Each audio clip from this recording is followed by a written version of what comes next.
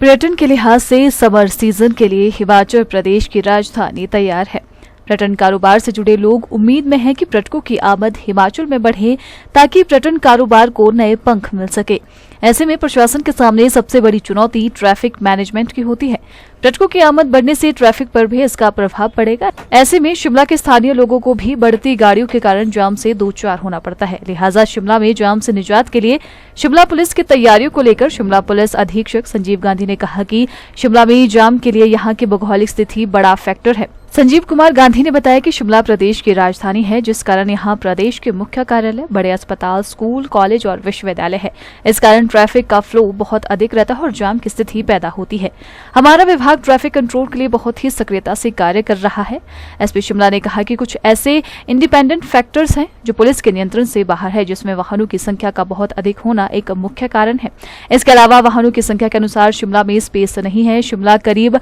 7,000 feet की ऊंचाई पर है और जैसे जैसे ऊंचाई बढ़ती है तो स्पेस की उपलब्धता भी कम होती जाती है। इसमें एक और बड़ा फैक्टर समय भी है। सभी कर्मचारी, विद्यार्थी या अन्य कामगार लोग करीब एक ही समय में अपने काम के लिए घर से निकलते हैं। देखिए, शिमला हमारा जो, जैसा कि हम जानते हैं कि अप्रॉक्सीमेट 7,000 फीट पे हमारा जो ये कैपिटल सिटी है, इसकी अपनी हिस्टोरिकल इम्पोर्टेंस है। यहाँ बीते समय में, पिछले कुछ वर्षों में जो है वो ज्योग्राफिकल जो हमारे पास स्पेस है वो तो वही है, लेकिन जो डायमेंशंस जो हैं, डेवलपमेंट के डायमेंशंस हैं, पॉपुलेशन का जो नंबर है और जो इंफ्रास्ट्रक्चरल फैसिलिटीज़ हैं in terms of vehicles, transport facility, वो सारी की सारी बढ़ी हैं, जनसंख्या बढ़ी है। और साथ साथ में हम सब जानते हैं कि शिमला में जो है वो सारे इम्पॉर्टेंट ऑफिसेज़ हैं, हमारा सबसे इम्पॉर्टेंट हॉस्पिटल है, स्कूल्स हैं, यूनिवर्सिटी है, कॉलेज है। जब एक कैपिटल है तो डेफिनेटली यहाँ पे जो है ये सबसे ज़्यादा पॉपुलेटेड शहर इसको हिमाचल का होना ही है। तो इन सब के दृष्टिगत जो है वाहनों की संख्या भी बहुत दिन प्रतिदिन बढ़ती जा रही है और पर्यटन की दृष्टि भी शिमला बहुत महत्वपूर्ण है। तो पिछले वर्ष की भांति इस साल भी हमें पता है कि बहुत सारी संख्या में पर्यटक आएंगे and we welcome all tourist, because ये हमारे जो शिमला की जो यहाँ का जो चार्म है और एज वेल एज जो हमारी इकॉनमी का जो रिसोर्स है वो भी इन सब चीज़ों से जुड़ा हुआ है। तो पुलिस के पॉइंट ऑफ व्यू से हम पूरी तरह से तैयार हैं और कुछ सुधार हमको अभी और करने हैं। अपने जो हमारे प्लान्स हैं उनमें, उन सब पे हम कार्य कर रहे हैं। हम जानते हैं, सभी लोग जानते हैं कि शिमला एक डेस्टिनेशन के साथ साथ जो है, कैपिटल होने के साथ साथ जो है, इसकी एक हिस्टोरिकल इम्पॉर्टेंस भी है। तो लाखों की संख्या में पर्यटक भी आएंगे और जो लाखों लोग हमारे इस कैपिटल सिटी में रहते हैं, जिनकी दिन दैनिक चलती है, उनके जो ट्रैवल के और उनके जो मूवमेंट के जो हमारी जो डेली की दिन दैनी रहती है, उसको भी हम अच्छे तरीके से देख रहे हैं। जी देखिए, जैसे मैं आपके साथ शेयर करना चाहता हूँ कि जब हमारा लीन पीरियड होता है, जैसे कि अभी मार्च से पहले था, जब स्कूल नहीं चल रहे थे, थोड़ा टूरिस्ट भी कम था, उस दौरान जो है एक बैरियर है हमारे पास, शोगी बैरियर है। शोगी बैरियर पे हम काउंटिंग करते हैं व्हीकल्स की, तो 3 से लेकर के 4,500 के करीब व्हीकल्स जो हैं वो रोज़ आती जाती हैं वहाँ से,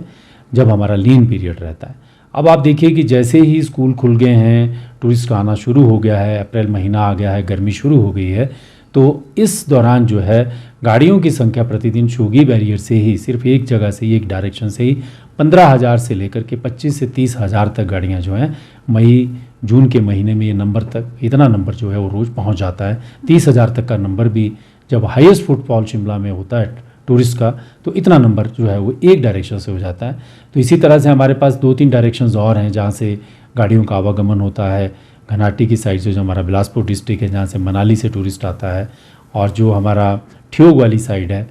या मशोबरा वाली साइड है, वहाँ से भी गाड़ियों का आवागमन होता है। तो शिमला में कुल मिलाकर के जो व्हीकुलर इनफ्लो है वो बहुत ज़्यादा होता है टूरिस्ट सीज़न में। और इन सब चीज़ों के लिए जो प्रैक्टिकल एस्पेक्ट्स हैं उनको ध्यान में रखते हुए हमने जो है वो पिछले वर्ष की भांति ही जो है शहर की दिक्कतों को भी हमने ध्यान रखा है, शहरवासियों की दिक्कतों को भी ध्यान में रखते हुए जो है कुछ प्रबंध किए हैं, कुछ स्टेप्स लिए हैं जो नीड बेस्ड स्टेप्स हैं। जी सर, देखते हैं कि देखिए, इस साल जो हमारा जो सीसीटीवी कैमरास हैं और जो ट्रैफिक की निगरानी हम कंट्रोल रूम्स के द्वारा करते हैं, ये साबित हुआ है हमारे पिछले 2-3 सीजन्स को, जो एप्पल सीज़न था और विंटर सीज़न था और पिछला टूरिस्ट सीज़न जो समर सीज़न रहा है, कि ये बहुत इफ़ेक्टिव साबित होता है। आप मेरे रूम में यहाँ पे बैठे हैं, तो यहाँ पर भी आप देख सकते हैं कि 3-4 स्क्रीन जो हैं वो चल रही हैं वो डिफरेंट ट्रैफिक की जो मूवमेंट्स हैं उनको हम मॉनिटर कर रहे हैं। इसी तरह से हमारे जो डिप्टी सुपरिटेंडेंट ऑफ पुलिस हैं, ट्रैफिक के डीएसपी हैं, मास्टर कंट्रोल रूम है, उन सब जगहों से जो है ट्रैफिक की मॉनिटरिंग हम करते हैं और ये कोशिश करते हैं कि जो फील्ड में हमारे जो जवान जो एक पर्टिकुलर ज्योग्राफिक लोकेशन पे काम करते हैं वो कई बार आगे और जो उनसे पीछे वाली जो लोकेशंस रहती हैं उनको एसेस नहीं कर पाते हैं, तो हम इनको यहाँ से गाइड करते रहते हैं और इस प्रकार से जो शहर में जितना पॉसिबल है, फिजिकली पॉसिबल है, वो धारा प्रवाह को बनाए रखने में हम जो है दिन रात अपनी कोशिश कर रहे हैं।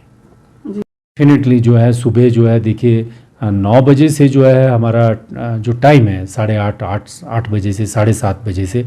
बेसिकली हमारे जो ट्रैफिक ड्यूटी डिप्लॉयमेंट होती है वो 7, सवा 7 बजे हो जाती है और रात को 11 बजे से 11:30 बजे तक रहती है और उसके बाद भी शिफ्ट जो है रात्रि में भी रहती है।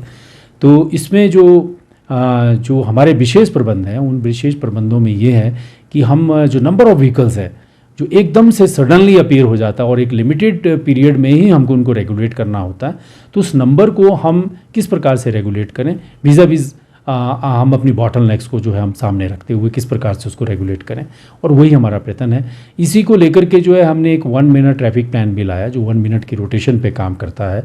और 1 मिनट ट्रैफिक प्लान से पहले की स्थिति क्या थी,